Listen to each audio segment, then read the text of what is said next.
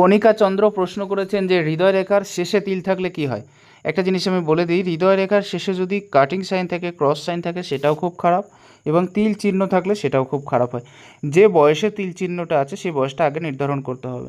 এদের কিন্তু হৃদয় সংক্রান্ত সমস্যা বা হৃদরোগ হতে পারে, হার্ট ব্লক হওয়ার সম্ভাবনা থেকে থাকে বা হার্ট অ্যাটাক হওয়ার সম্ভাবনা অনেকটা বেশি থেকে থাকে।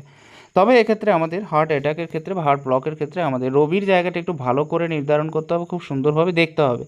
যদি তার রবির স্থানটা খুব খারাপ হয় তবেই কিন্তু হার্ট ব্লকের সম্ভাবনা বা হৃদরোগের সম্ভাবনাটা একটু বেশি থেকে যায়। যদি রবির স্থান ভালো থাকে তাহলে কিন্তু এই সমস্যাটা হয় বটে, তবে কম হয়।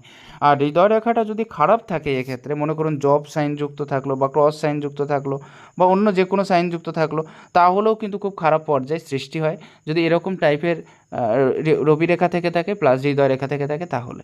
নমস্কার। অন্য যে কোনো বিষয়ে জানতে আপনারা অবশ্যই প্রশ্ন করুন।